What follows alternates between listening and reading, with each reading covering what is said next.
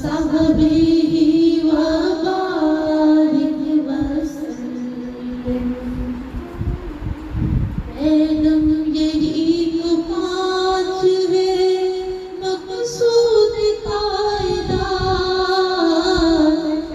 دم یہی تو پانچ ہے مقصود کائنات. خیر النساء علی، خیر النساء حسن حسین مصطفیٰ علی. اللہم صلی علی سیدنا و مولانا محمد وعلی سیدنا علی و سیدتنا فاطمہ و سیدتنا زینب و سیدنا حسن وسیدنا حسین وعلی آلہ وصحبہ وبارک وسلم. نحمده ونصلي على رسوله الكريم، أما بعد، فأعوذ بالله من الشيطان الرجيم، بسم اللہ الرحمن الرحیم. طریقت کی ابتدا کیسے ہوئی؟ طریقت کی بیعت کب شروع ہوئی؟ اور اسلام میں خلافت جو ہے وہ ریاست کی خلافت اور باطنی خلافت، اس کی کہانی جو ہے، اس کی ابتدا کیسے ہوئی، آج ہم اس کو جاننے کی کوشش کریں گے. نبی کریم صلی اللہ علیہ وآلہ وسلم کی حیات مبارکہ میں ہم دیکھتے ہیں کہ آپ نے صحابہ کرام کی تربیت فرمائی، انہیں قرآن کریم کی تعلیم دی اور پھر ان کا تزکیہ نفس کیا. یہ میرے کریم آقا علیہ الصلوۃ والسلام کی ساری جو ہے نا، آپ کا جو انداز تربیت تھا، وہ سارے کا سارا تمام پہلوؤں سے جو عوام الناس ہے اس کی تربیت کا احاطہ کیے ہوئے تھا. ریاست جو ملکی قوانین ہے، جو سیاست ہے، وہ خلیفہ کے پاس تھی. خلیفہ وقت جو ہے، وقت کا جو حکمران ہے، وہ میرے آقا کریم علیہ الصلوۃ والسلام تھے. اور اس کے بعد یہ خلافت جو ہے وہ سیدنا ابو بکر صدیق کے پاس چلی جاتی ہے.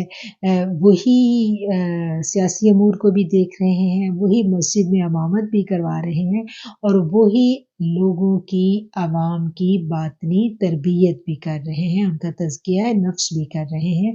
یہ سلسلہ ہم دیکھتے ہیں کہ حضرت علی رضی اللہ تعالیٰ عنہ سے ہوتا ہوا حضرت امام حسن اور امام حسین تک آتا ہے. اب جب امام حسین تک یہ سلسلہ آ جاتا ہے اور کربلا کا میدان سجتا ہے، اسلام جو ہے یہ ایک نیا جنم لیتا ہے. اسلام کی کہانی جو ہے وہ ایک نیا رخ اختیار کر لیتی ہے. قریب تھا کہ اہل باطل جو ہیں وہ اسلام کی اصلی شکل و صورت کو بگاڑ دیں. سب کچھ مٹ جانا تھا اسلام کا اگر اس وقت سیدنا امام حسین رضی اللہ تعالیٰ عنہ جو ہے وہ نہ ڈٹتے. انہوں نے اپنے خون سے سینچا اس کہانی کو، انہوں نے اپنا لہو دیا، اپنے گھر والوں کو، اپنے بیٹوں کو قربان کر دیا اور جام شہادت نوش کیا. اب کیا ہے کہ اب ان کے فرزندوں میں صرف ایک فرزند جو ہے وہ باقی بچتا ہے، اور ان کا نام ہے امام زین العابدین. ان کا نام جو تھا امام زین العابدین کا اصل نام جو ہے وہ تو ان کے دادا کے نام پر علی تھا، لیکن جو کہ وہ بہت زیادہ کثرت سے عبادت کیا کرتے تھے، اس لیے ان کو لوگ امام زین العابدین کے نام سے جاننے لگے. امام زین العابدین کو ہم دیکھتے ہیں کہ کس طرح سے دمشق میں جو اس وقت کا بادشاہ یزید تھا، وہ اپنی صفاقی جو ہے، اپنی جو اس کے اندر جو اہل بیت کے لیے بغض تھا، اس کے ہاتھوں مجبور ہو کر وہ امام زین العابدین کو بھی شہید کر دینا چاہتا تھا، لیکن میرے رب نے جس کو بچانا تھا تو میرے رب نے ان کو بچا لیا۔ کیوں؟ کیونکہ میرے رب العالمین نے سورہ کوثر میں ہمیں نوید دے دی تھی، اس بات کی نوید دے دی تھی کہ نبی کریم صلی اللہ علیہ وآلہ وسلم کا جو خاندان ہے، آپ کے جو اہل بیت ہیں، ان کی نسل اس میں اتنی کثرت ہوگی کہ وہ دنیا بھر میں پھیل جائیں گے اور وہ عوام الناس کے لیے کس طرح سے دین کو پھیلانے کا سبب بنیں گے۔ اور اگر ہم دیکھیں سورہ کوثر کی تفسیر کو، ہم آگے جا کے جو ہے اس کی الفاظ کو سمجھیں گے تو ہمیں یہ تمام کا تمام جو اہل بیت کا سیناریو جو ہے وہ اس کی بہت اچھی سی سمجھ آ جائے گی۔ لیکن اس سے پہلے جو ہے میں تھوڑا سا حضرت امام زین العابدین کا آپ کو تعارف کروا دینا چاہتی ہوں کہ کس طرح سے جب یزید کے دربار سے اس قافلے کو واپس مدینہ شریف جو ہے وہ منتقل کر دیا گیا۔ اب یہ بیبیاں تھیں، پاک دامن بیبیاں جو ہیں، اور ان کے ساتھ امام زین العابدین جو ہیں، یہ صحابی تھے نعمان بن بشیر، ان کی مائیت میں ان تمام لوگوں کو مدینہ شریف جو ہے وہ منتقل کر دیا گیا۔ جب یہ قافلہ مدینہ شریف آتا ہے تو ہم دیکھتے ہیں کہ امام زین العابدین جو ہیں وہ بالکل گوشہ نشینی اختیار کر لیتے ہیں، وہ شہر سے باہر جو ہے وہ اپنا ڈیرا لگا لیتے ہیں اور وہاں وہ سارا ٹائم عبادت و ریاضت میں مصروف ہو جاتے ہیں۔ اور سادات کا یہ چشم و چراغ جو ہے جب یہ اللہ کے حضور یکسو ہو گیا، دنیا سے کنارہ کش ہو گیا، تو اس کے وجود کی جو خوشبو تھی وہ مدینہ کے لوگوں کو بے چین کر دیتی تھی، اور لوگ جو ہے وہ دن رات آپ کے پاس آتے، آپ کی خدمت میں حاضر ہوتے اور آپ سے دین کی تعلیم و تربیت جو ہے وہ حاصل کرتے تھے، اور آپ بھی ان کو دین کی تربیت، دین کی تعلیم دیتے، ان کی تربیت فرماتے اور آپ ان کا تزکیہ نفس کرتے۔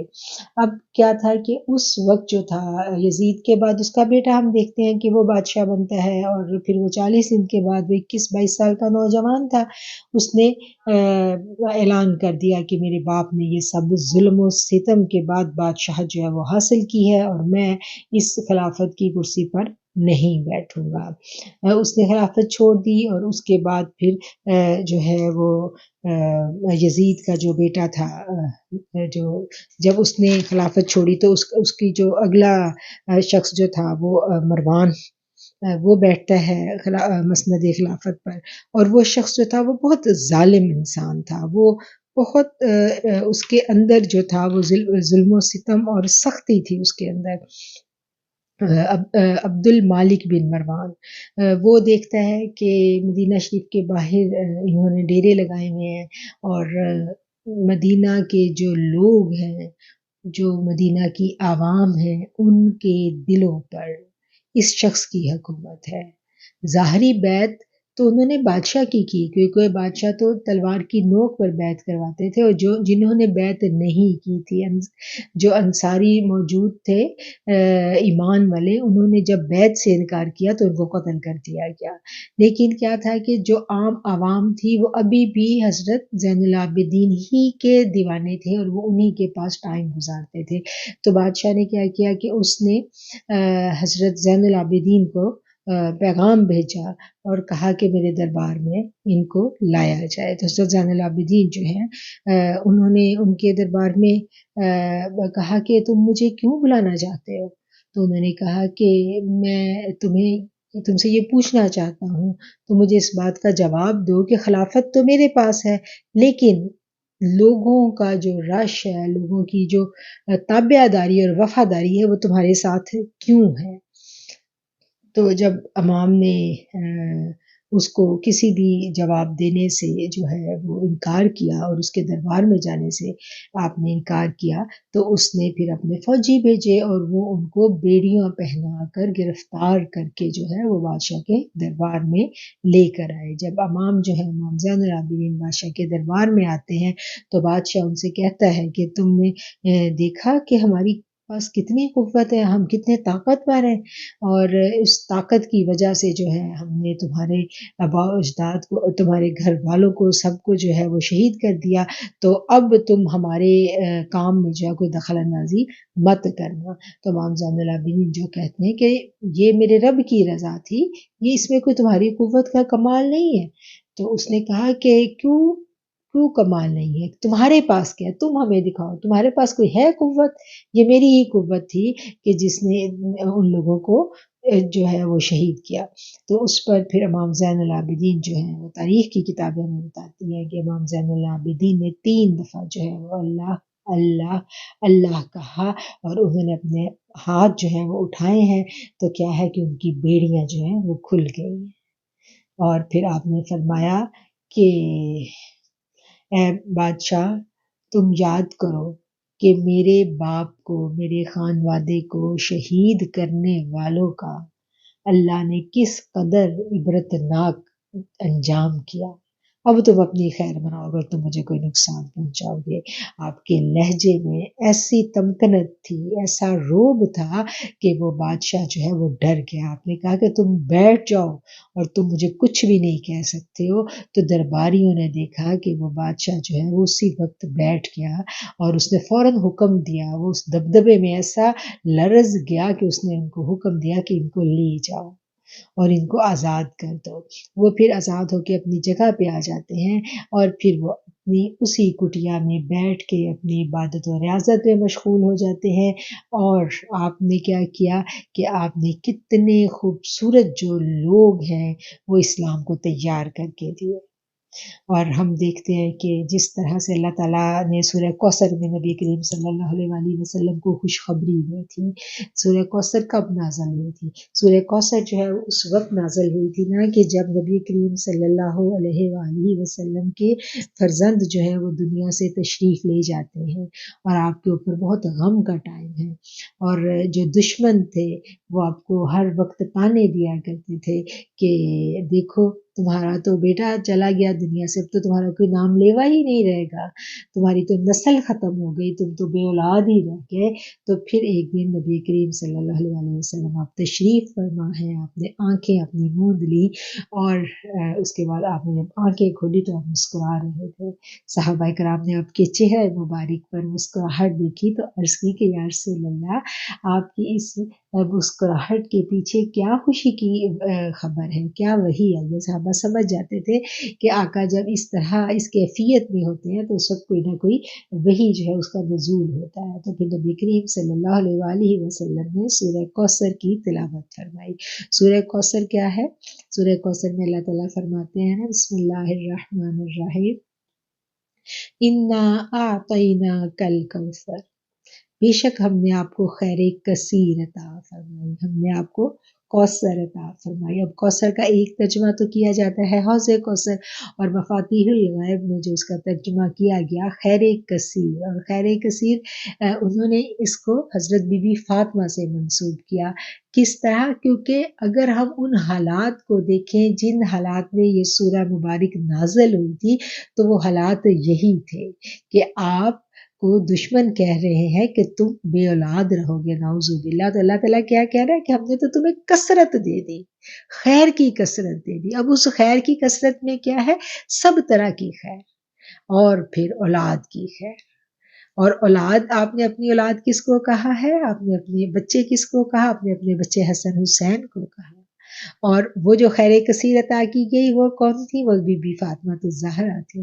حضرت فاطمہ الزہرا کی اولاد میں اللہ تعالیٰ فرما رہے ہیں کہ اتنی اس میں کثرت ہوگی اور ایسی خیر کثیر ہوگی کہ اس یہ جو دشمن ہے ان کا نام لیوا کوئی نہیں رہے گا، لیکن قیامت تک آقا علیہ الصلوۃ والسلام کے نام لینے والے اور سادات سے تعلق رکھنے والے جو ہیں وہ قیامت تک ان میں بڑھوتی ہی ہوتی چلی جائے گی۔ اور ہم دیکھتے ہیں کہ بالکل ایسا ہی ہوا۔ امام ایک بچے تھے، امام زین العابدین، اور امام زین العابدین سے پھر آگے ہم دیکھتے ہیں کہ کس طرح سے ایک مستقل سلسلہ چل نکلا، اور وہ جو طریقت کی جو ابتدا انہوں نے کی تھی، وہ جو خلافت طریقت کی اللہ تعالیٰ نے ان کو عطا فرمائی، خلافت کی جو خلت ان کو ملی، ٹھیک ہے، اس خلت کو پھر انہوں نے آگے سے آگے منتقل کیا۔ اب کیا ہے کہ وہ جو طریقت کا وہ جو ایک سلسلہ یہاں سے شروع ہو گیا۔ اب ایک طرف بادشاہ کی ظاہری حکومت ہوتی تھی، دنیا کی حکومت جو سیاسی امور کو دیکھتی تھی، اور دوسری طرف جو ہے وہ وقت کا امام ہوتا تھا، اور وقت کا امام کیا کرتا تھا، وہ اپنی عبادت اور ریاضت کے ذریعے لوگوں کے دلوں پر حکومت کیا کرتا تھا، اور ایون کہ بادشاہ جو ہے وہ بھی ان سے ڈرا کرتے تھے، بادشاہ بھی ان کی عزت و تکریم کیا کرتے تھے،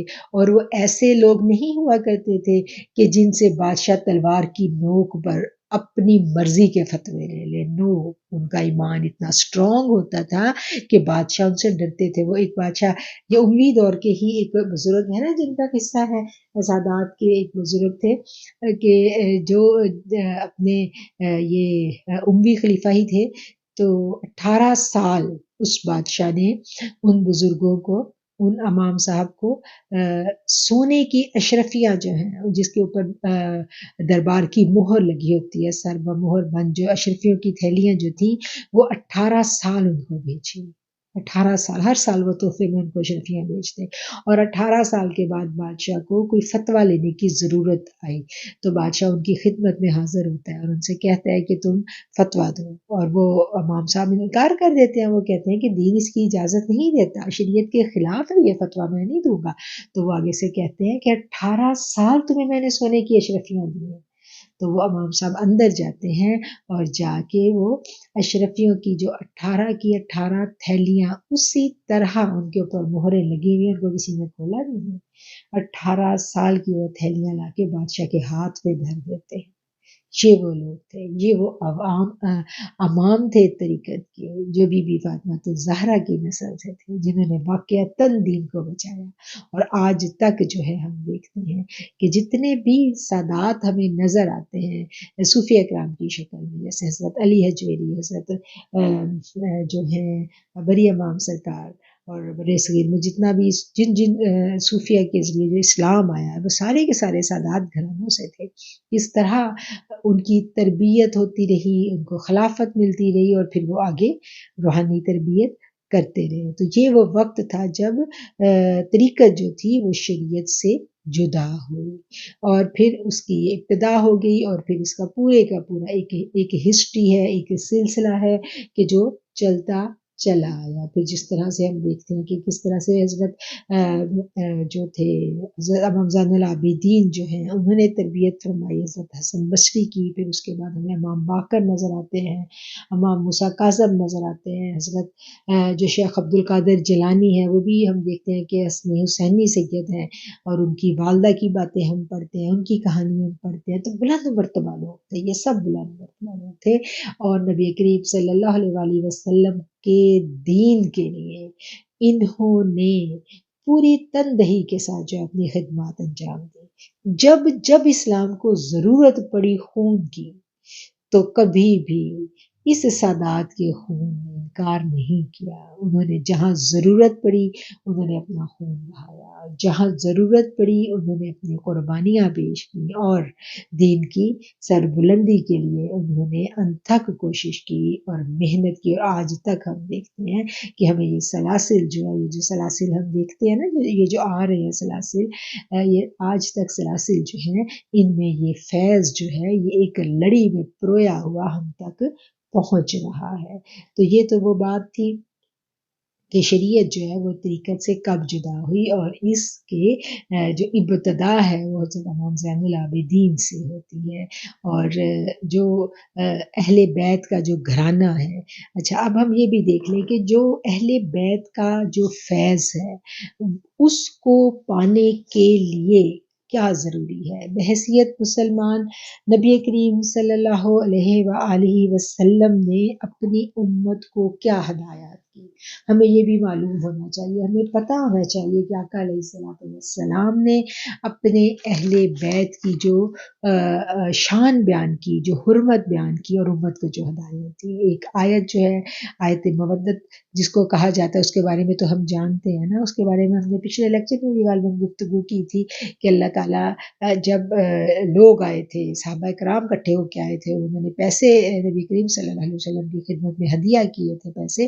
اور نبی کریم صلی اللہ علیہ وسلم خاموش تھے، تو وحی آ گئی تھی، اور وحی میں حکمن کہا گیا کہ ان سے کہہ دیں، یعنی مخاطب جو تھے وہ مسلمان تھے، وہ صحابہ کرام تھے، کہا گیا کہ نبی کریم صلی اللہ علیہ وسلم اس کا مفہوم بیان کریں، یہ بدلے میں ان کو کچھ بھی نہیں چاہیے، بس یہ ہے کہ میرے اہل بیت سے تم محبت کرنا. اور صحابہ کیا کہتے ہیں کہ پھر اس کے بعد ہم نے اہل بیت سے محبت کی، اور اس محبت کی مثالیں جو ہیں وہ ہمیں نظر آتی ہیں. اور اہل بیت جو ہے، اب اس کے بارے میں پھر سوال آتا ہے کہ اہل بیت جو ہے یہ کون ہے. اب اہل بیت کون ہے، اس کے بارے میں جب ہمارے ذہنوں میں یہ سوال آتا ہے یا ہم سے کوئی سوال پوچھتا ہے، تو پھر ہم حدیث کی کتابوں کی طرف جاتے ہیں، ہم قرآن کی طرف جاتے ہیں کہ قرآن اس بارے میں کیا کہتا ہے.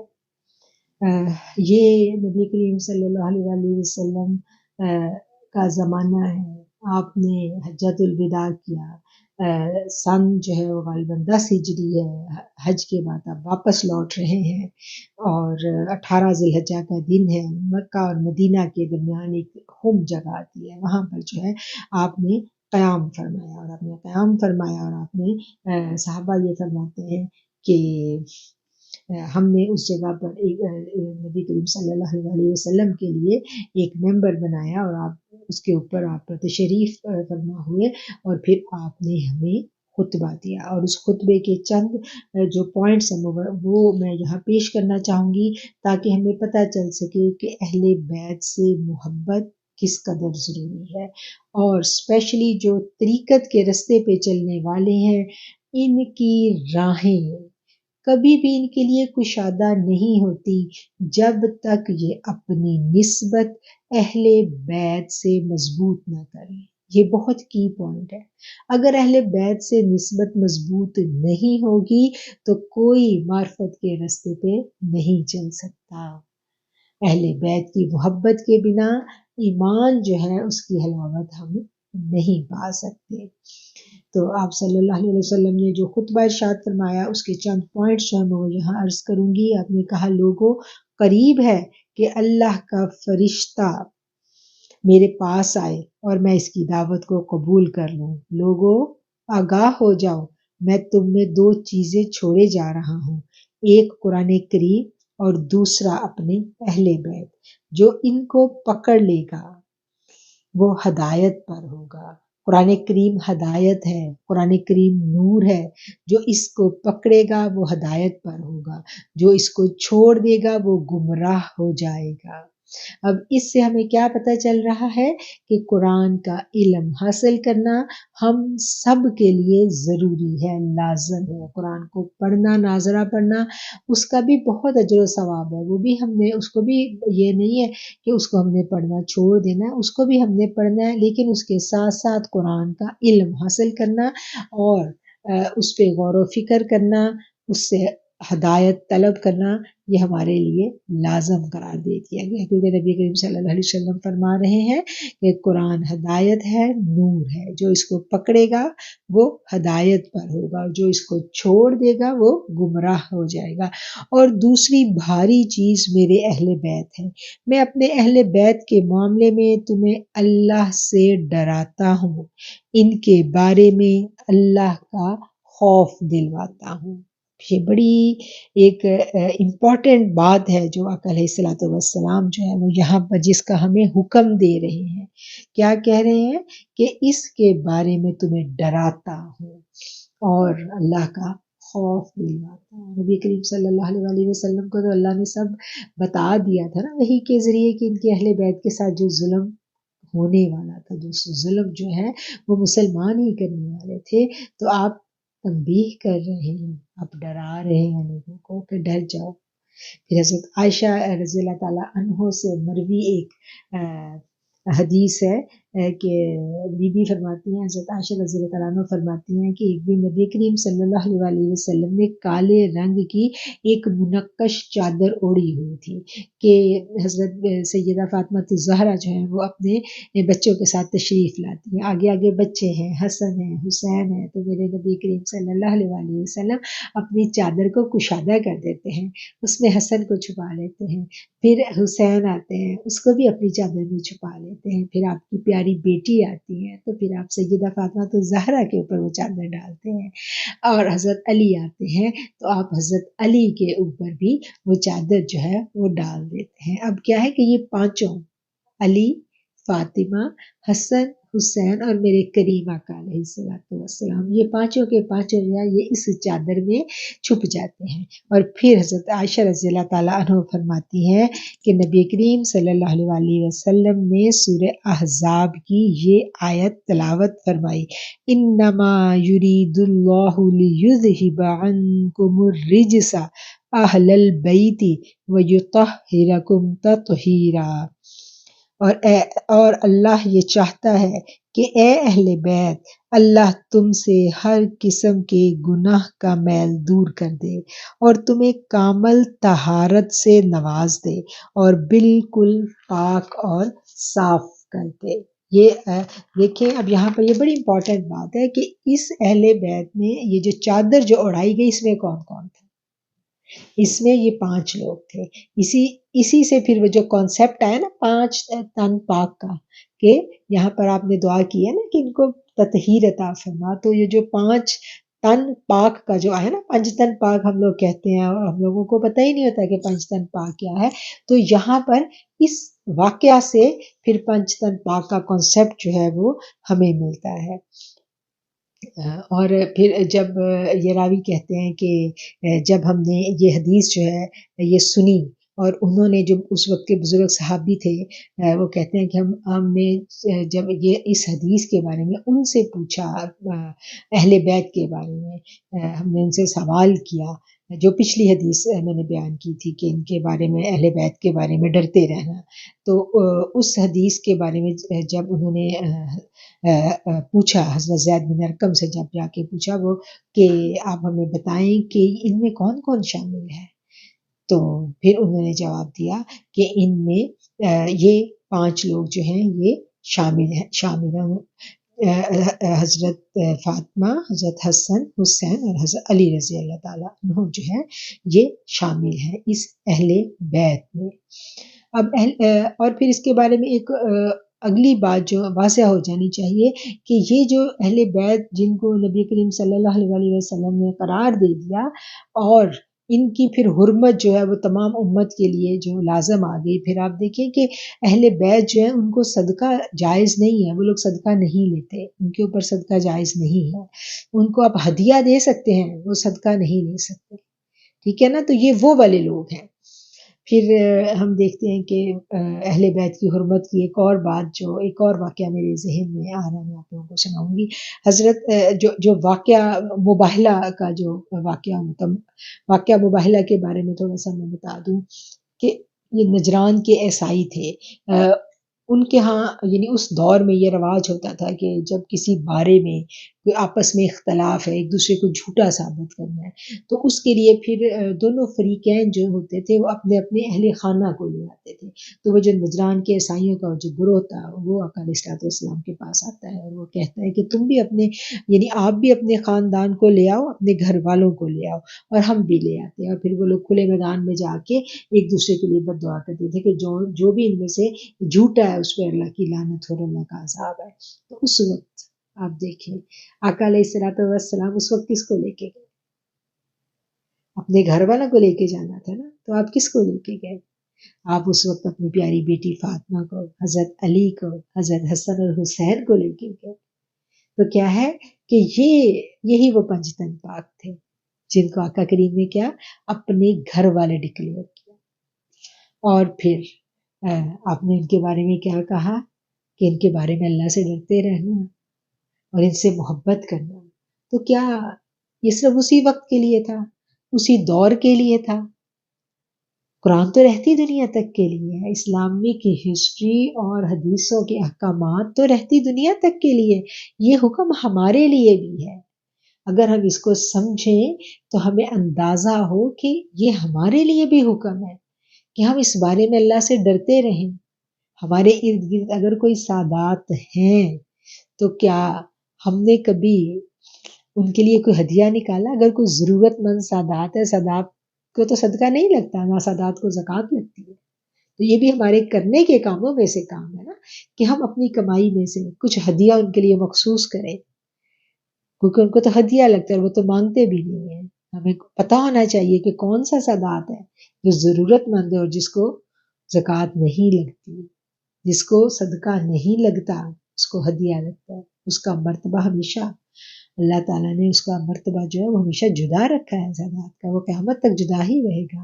اور ہمارے اوپر جو ہے ان کی تکریم لازم ہوگی. ہمیں ان کے بارے میں کیا کہا گیا کہ ہمیں ان کے بارے میں ڈر کے رہنا ہے، اور پھر ان کے بارے میں کیا کہا گیا کہ ہم نے ان سے محبت کرنی ہے. تو اللہ تعالیٰ جو ہے وہ ہمیں اس کیا کہنا چاہیے، اس امر میں ہمیں سرخرو کرے.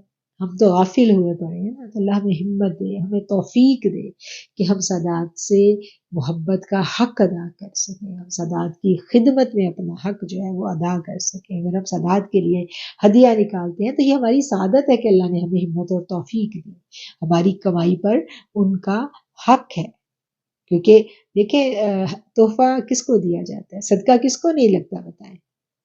سکی ماں اپنی اولاد کو نہیں دے سکتی، اولاد اپنے ماں باپ کو نہیں دے سکتی. صدقہ زکوٰۃ کا یہی ہے نا، تو یہ حقوق میں آ جاتی ہے بات. تو اسی طرح سادات کا ہماری جانوں پہ حقوق جو حق ہے، ہم نے کبھی سوچا ہی نہیں کہ یہ حق ہم نے کبھی نبھانا ہے. یہ کرنے کے کام ہے کہ جو ہم نے فراموش کر دیا. فراموش کیا، ہم نے کبھی سوچا ہی نہیں، ہم نے کبھی جانا ہی نہیں. ہم میں سے اکثریت کو معلوم ہی نہیں ہوتا کہ یہ بھی کوئی کام ہے جو ہم نے کرنا ہے. ہم نے اپنے ارد گرد سادات ڈھونڈنے ہیں. میں ایسے لوگوں کو بھی جانتی ہوں کہ جو اپنی کمائی کا مخصوص حصہ جو ہے وہ رکھتے ہیں اس کام کے لیے، جو اپنے گھر میں کوئی اچھی چیز بنے تو اپنے بچوں کو دینے سے پہلے وہ سادات کو بھیجتے ہیں. مطلب ایسے تقریب والے لوگ بھی ہیں، اور ایسے بھی ہیں کہ جو ہمیں معلوم ہی نہیں ہے، ہم جانتے ہی نہیں ہیں. تو یہ باتیں بھی جاننے کی ہیں. کیوں؟ کیونکہ اللہ نے یہ حق رکھ دیا ان کا. پھر وہ جو ایک اور بڑا مشہور واقعہ ہے جس کے اوپر نبی کریم صلی اللہ علیہ وسلم کے ہمیں احکامات ملتے ہیں کہ غدیر خم پر رسول اللہ صلی اللہ علیہ وسلم نے، یہ وہ مقام تھا نا جہاں پر میں نے ابھی آپ کو پہلے ذکر کیا کہ صحابہ کے ساتھ آپ لوگوں نے قیام کیا، آپ لوگوں نے پڑاؤ کیا، اور وہاں پر آپ نے خطبہ ارشاد کیا، اور اسی میں پھر آپ نے فرمایا کہ کیا تم سب اللہ کو مانتے ہو؟ صحابہ کرام نے عرض کیا کہ ہاں یا رسول اللہ. تو رسول اللہ صلی اللہ علیہ وسلم نے فرمایا کہ کیا تم مجھے آخری نبی مانتے ہو؟ صحابہ نے کہا ہاں. پھر آپ صلی اللہ علیہ وسلم نے حضرت علی رضی اللہ تعالی عنہ کا ہاتھ اپنے ہاتھ میں لے کر بلند کیا اور فرمایا من کنت مولا فہذا علی مولا، کہ جس کا مولا میں ہوں اس کا مولا علی ہے. اب یہ واقعہ جو ہے یہ بھی ہمیں حدیث کی مستند کتابوں میں ملتا ہے، اور ہمیں پتہ چلتا ہے کہ مولا علی کی کتنی زیادہ اہمیت ہے ان سے محبت کی. صحابہ کرام کہتے ہیں نا کہ ہم لوگوں کے جو ایمان تھا ہم اس کا اندازہ علی رضی اللہ تعالیٰ عنہ کی محبت سے لگایا کرتے تھے، کہ جو جس کے دل میں نفاق ہوتا تھا علی کے لیے تو ہمیں سمجھ آ جاتی تھی کہ اس کا ایمان ٹھیک نہیں ہے.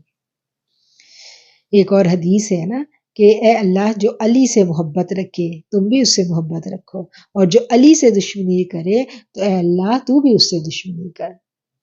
اور حضرت علی کی جو محبت ہے، حضرت علی کی محبت ہمارے لیے ضروری ہے. اہل بیت میں سے ہے حضرت علی، پنجتن پاک میں سے ہے حضرت علی. اور جب ہم اسپیشلی طریقت کے رستے پر چلتے ہیں تو طریقت کے امام ہے حضرت علی. اور حضرت علی تک پہنچے بنا ہم دربار رسالت تک نہیں پہنچ سکتے. ہمارا یہی ٹارگٹ ہوتا ہے نا اہل طریقت کا، جو تصوف کے طلبگار ہیں، روحانیت کے جو طلبگار ہیں، ہماری منزل کیا ہے؟ ہماری منزل دربار رسالت ہے نا، اور ہم خواتین جو ہیں ہم نے دربار رسالت میں پہنچنے سے پہلے بی بی کے قدموں میں پہنچنا ہے، اور بی بی کے قدموں میں پہنچنے سے پہلے ہمیں بی بی کے جو گھرانہ ہے، بی بی کی جو اولاد ہے، ہمیں اس تک پہنچنا ہے۔ جہاں بھی ہمیں سادات ملے ہمیں ان کی تکریم کرنی ہے، سادات سے محبت کرنی ہے، اہل بیت کا ذکر جو ہے وہ ہم نے اپنی محافل میں کرنا ہے، اور اہل بیت سے محبت کرنی ہے۔ محبت کے بنا یہ سفر جو ہے یہ طے نہیں ہوتا۔ محبت بڑی ضروری چیز ہے۔ جب جب ہم محبت کا رستہ اپناتے ہیں، فیوز و برکات جو ہیں ان کے دروازے ہمارے دلوں پر کھل جاتے ہیں، اور یہ محبت کا رستہ اپنائے بنا یہ طریقت کا سفر طے نہیں ہوتا۔ اور اس کے لیے وہ میں کہیں بیان کر رہی تھی تو میں نے کہا کہ ہمیں محبت کرنی ہے اہل بیت سے، ہمیں محبت کرنی ہے بی بی سے، ہمیں محبت کرنی ہے بی بی کے گھرانے سے، حضرت بی بی زینب سے، ان سب سے ہمیں محبت کرنی ہے۔ تو ایک خاتون نے مجھ سے سوال کیا کہ ہم محبت کیسے کر سکتے ہیں، محبت کرنے کا طریقہ بتائیں۔ تو میں نے انہیں جواب دیا کہ دیکھیں، جب شادی ہوتی ہے نا تو نکاح کے بول پڑھا دیے جاتے ہیں۔ جب نکاح پڑھا دیا جاتا ہے نا تو پھر ہم کسی سے پوچھتے نہیں، اور نہ ہی ہمیں کوئی بتاتا ہے کہ میاں بیوی نے آپس میں محبت کیسے کرنی ہے۔ بس پھر محبت تو ہو جاتی ہے نا۔ جب تعلق بن جاتا ہے تو پھر محبت خود بخود پیدا ہو جاتی ہے۔ جب ہم نے سوچ لیا ان کے بارے میں کہ میرے آقا نے ان سے محبت کی، جب ہم نے سوچ لیا کہ میرے آقا کریم صلی اللہ علیہ وآلہ وسلم نے ان سے محبت کا حکم دیا، تو کیسے ممکن ہے کہ وہ محبت ہمارے دلوں میں نہ جڑ پکڑے، ہمارے دلوں میں نہ پیدا ہو؟ یہ ممکن ہی نہیں ہے۔ پھر محبت خود بخود، محبت کی تو خوبصورت خوشبو ہے، محبت تو چھوٹی چھوٹی کونپلیں ہیں، یہ چھوٹی چھوٹی کلیاں ہیں، یہ تو خود بخود کھل جاتی ہیں، خود بخود پیدا ہو جاتی ہیں ایک نظر سے۔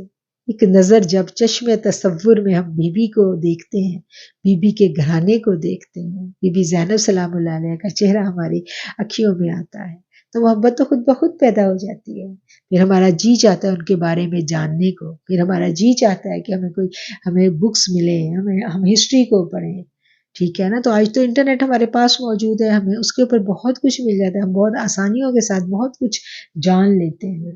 اور ان کا ذکر جب ہم کرتے ہیں نا، اہل بیت کا جب ہم ذکر کرتے ہیں تو پھر کیا ہے کہ پھر محبت جو ہے وہ خود بخود بڑھنے لگتی ہے۔ ہم ان کے لیے اہتمام کریں، ان کے لیے وقت نکالیں، ان کے بارے میں اسٹڈی کریں، اور ان کے لیے صدقات کا اہتمام کریں، ان کے لیے ہم تھوڑا بیٹھ کے اپنی محافل میں ان کا ذکر کریں، اہل بیت کا، شان اہل بیت کو بیان کریں، اور اہل بیت کی بات سن کے ہم اگر اپنے دل میں خوشی محسوس کریں تو سمجھ لیں کہ ہمیں محبت ہو گئی، محبت کا پودا ہمارے دلوں میں لگ گیا۔ اور محبت والوں سے تعلق قائم کریں۔ محبتیں تو ٹرانسفر ہوتی ہیں، ایک دوسرے سے ملتی ہیں، کوئی نہ کوئی زندگی میں آپ کو ایسا ضرور مل جاتا ہے کہ جو آپ کے دل میں محبت کا پودا لگا دیتا ہے، اس کا سینہ ایسا محبتوں سے بھرا ہوا ہوتا ہے کہ اس کی ایک ملاقات جو ہے وہ آپ کے دلوں کو بھر دیتی ہے محبت سے۔ اور یہ محبتوں کا رستہ جو ہے جب اس کے اوپر ہم چلنے لگتے ہیں تو پھر کوئی پریشانی نہیں رہتی۔ اہل بیت کی زندگیوں کو جب ہم مطالعہ کرتے ہیں تو ہمیں پتہ چلتا ہے کہ آزمائش نام کی تو کوئی چیز ہی نہیں ہے ہماری زندگی میں۔ ہماری زندگیاں تو بہت آسانیوں والی ہیں۔ جو آزمائشیں انہوں نے سہی، جو کربلا والوں نے دیکھی، جو بی بی کے خانوادے نے دیکھے، جبکہ میرے اللہ نے کہہ دیا، میرے رسول اللہ نے حکم دیا کہ میرے اہل بیت کے بارے میں اللہ سے ڈر کے رہنا، میرے اللہ نے کہا ان سے محبت کرنا، اس کے باوجود ہم دیکھتے ہیں کہ کس طرح ان کو ستایا گیا، کس طرح ان کو رلایا گیا، اور کس طرح ان کا خون بہایا گیا، اور ان بیویوں نے کیسے صبر کیا اور دین پر آنچ نہیں آنے دی۔ انہوں نے اپنے حواس کو قائم رکھا اور اس پیغام کو لے کے وہ چلے، اور کس طرح سے وہ اکلوتا فرزند حضرت امام زین العابدین جنہوں نے اس پیغام کو آگے پہنچایا، اور کس طرح ہم دیکھتے ہیں کہ انہوں نے آگے تربیت کی، ان کے مایا ناز ان کے جو شاگردوں میں ہم دیکھتے ہیں، ہمیں سید حسن بصری ملتے ہیں، امام باقر ملتے ہیں، امام موسیٰ کاظم ملتے ہیں، کس طرح سے یہ علم جو ہے یہ پھر آگے گیا، کس طرح یہ جو دین کا جو سلسلہ تھا یہ رکا نہیں، یہ ندیاں بہتی چلی گئی۔ تو اس کے لیے کیا ضروری تھا؟ اس کے لیے محبتیں ضروری تھیں۔ ہم تو سمجھتے ہیں کہ اہل بیت کا ذکر کرنا جو ہے یہ کسی ایک فرقے کا کام ہے، ہمارا تو کام ہی نہیں ہے۔ اہل بیت تو ہم نے کسی اور کے حوالے کر دیے، اور کسی اور کے جب سے ہم نے حوالے کیے ہم نے اپنا رستہ گم کر دیا، ہمارے دلوں سے نرمیاں رخصت ہو گئی، ہمارے دلوں میں سختیاں آ گئی۔ یہ اہل بیت کا ذکر ہے جو ہمارے دلوں میں گداز پیدا کرتا ہے، جو ہماری زندگی کی سختیوں اور مشکلوں کو آسانیوں میں تبدیل کر دیتا ہے، ہماری سوچ کا انداز ہی بدل جاتا ہے۔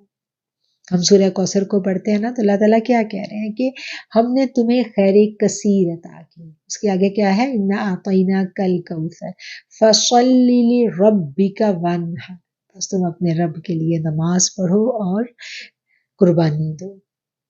اب دیکھیں کہ نماز کا ادا کرنا اور قربانی دینا یہ دو باتیں ہیں۔ ہم نماز تو پھر بھی ہم پڑھ لیتے ہیں، لیکن قربانی دینے کے لیے ہم بالکل تیار نہیں ہیں۔ اس بات کو ہم نے کبھی سوچا ہی نہیں، ہمارے تصور میں بھی نہیں ہے کہ کبھی قربانی ہمیں دینی پڑے گی۔ دیکھیں یہ چھوٹی چھوٹی قربانیوں سے بات شروع ہوتی ہے۔ سب سے پہلے تو نفس کی قربانی ہے نا، ہم تو اس کے لیے تیار نہیں ہیں۔ ہم تو کہتے ہیں ہم تو آزمائشوں میں آ گئے، ہمارے اوپر سختیاں آ گئی، ہمارے اوپر پریشانیاں آ گئی، ٹھیک ہے نا۔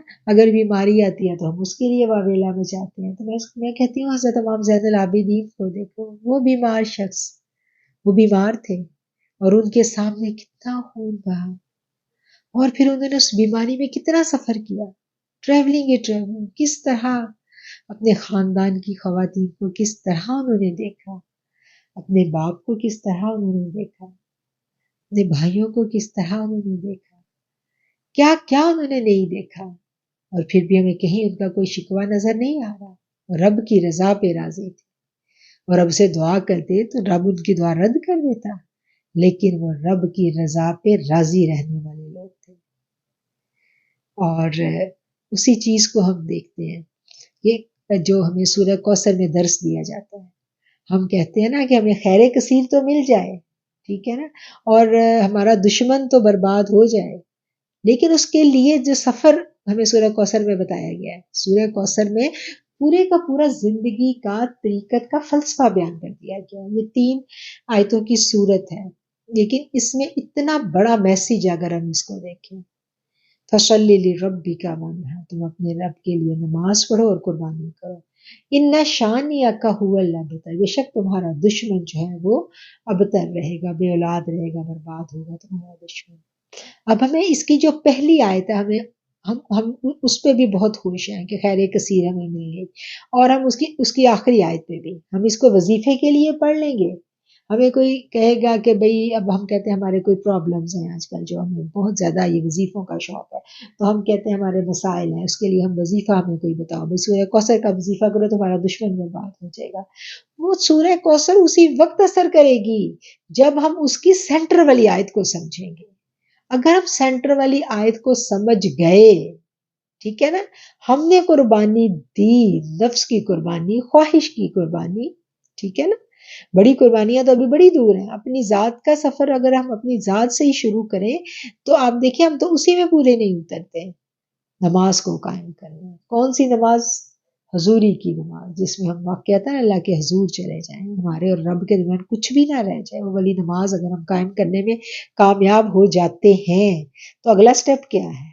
اگلا سٹیپ ہے پھر قربانی دینی پڑتی ہے، بہت کچھ قربان کرنا پڑتا ہے، بہت ساری خواہشات قربان کرنی پڑتی ہیں، بہت سارے شوق جو ہیں وہ تیاگنے پڑتے ہیں، تو وہ کام ہم نے ساتھ کرنا ہے۔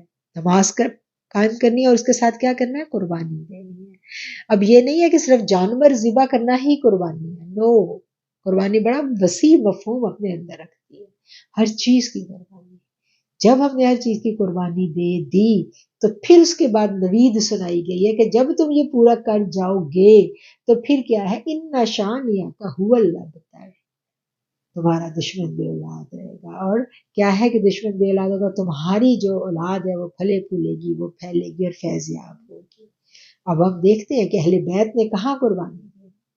انہوں نے نماز پڑھی اور اس کے ساتھ کیا کیا؟ قربانی. کیا قربانی دی؟ قربانی کی ایسی اعلیٰ مثال قائم کر دی جس تک کوئی نہیں پہنچ سکتا. اور اس قربانی سے گزرنے کے بعد پھر اس ایک امام زین العابدین سے ہم دیکھتے ہیں کہ کیسے اللہ تعالیٰ نے سادات سے زمین میں فیض ہی فیض جو ہے وہ پھیلا دیا. کیسے دنیا میں کیسے کیسے امام آئے، کیسے یہ جو فیض ہے اسلام کا، نور معرفت جو ہے وہ پھیلایا گیا ان سادات کے ذریعے. ٹھیک ہے نا، کیسے انہوں نے دلوں کو فتح کر لیا، کیسے وہ جب جہاں جاتے تھے کیسے اسلام کو پھیلاتے تھے. تو وہ اس تک پہنچنے کے لیے ہم سینٹر والی آیت کو بھول جاتے ہیں، تو ہم نے سینٹر والی آیت کو بھی یاد رکھنا ہے. ٹھیک ہے، تو ان الفاظ کے ساتھ جو ہے ہم اپنا آج کا یہ لیکچر ختم کرتے ہیں. آپ کے جو پچھلے لیکچر کے کچھ سوالات تھے اس کی میں آپ کو الگ سے آڈیوز جو ہیں وہ انشاءاللہ آپ لوگوں کو مل جائیں گی، اس کے اوپر پھر ہم بات کریں گے. اور آج جو ہم نے سیکھا اللہ تعالیٰ اس کو سمجھنے کی، اپنے عمل میں اتارنے کی ہمیں توفیق دے، کیونکہ جس رستے پہ ہم نے جانے کا مصمم ارادہ کیا ہے اس رستے کی جو راہداری ہے وہ انہی ناموں کے ساتھ ہم نے طے کرنی ہے، اس کے بنا ہم طے کر نہیں سکتے. اس لیے آج کے لیکچر میں ہم نے ان لوگوں کا ذکر کیا تاکہ ہماری اہل بیت سے جو محبت ہے ہم اس کے اوپر جو ہے وہ غور و فکر کریں اور اس کے بارے میں ہم اپنا جو عمل ہے اس کو ہم ریشیڈیول کریں کہ ہم کس طرح سے اس چیز میں کامیاب ہو سکتے ہیں. آپ سب کے لیے بہت ساری دعائیں. اللہ کریم آپ سب کو اپنے نیک ارادوں میں کامیاب کرے، ہم سب کو ہدایت دے اور ہمیں دوسروں کی ہدایت کا سبب بنا دے. اور میرا مالک ہمیں ہر طرح کے بیرونی اور اندرونی دشمنوں سے بچا کے، حاسدین کے حسد سے، شریر لوگوں کے شر سے بچا کے اللہ ہمیں اپنی پناہ میں رکھے. آخر الدعوانا ان الحمد للہ رب العالمین.